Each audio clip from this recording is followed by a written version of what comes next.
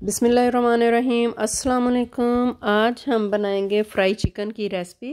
इसके लिए मैंने चिकन लेग पीस लिए हैं, इनके ऊपर कट लगाए हुए हैं। तो 2 टेबलस्पून लहसुन अदरक का पेस्ट ऐड किया है।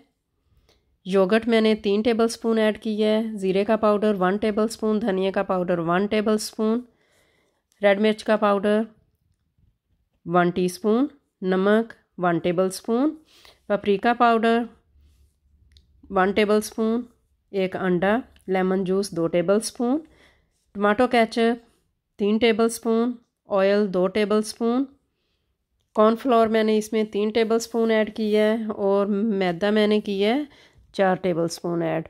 अब इसको अच्छी तरह हम मिक्स कर लेंगे।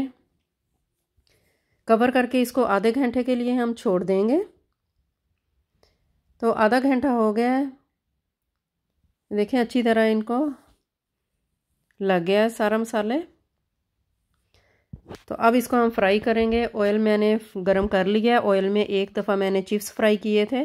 तो अब इसमें मैंने लेग पीस इसमें रख दिए हैं। अब इसको हम 10 मिनट्स तक फ्राई करेंगे।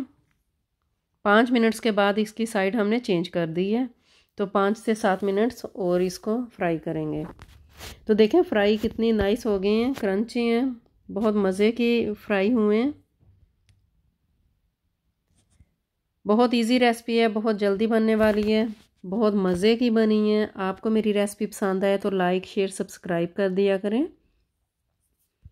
बहुत प्यारी खुशबू आ रही है।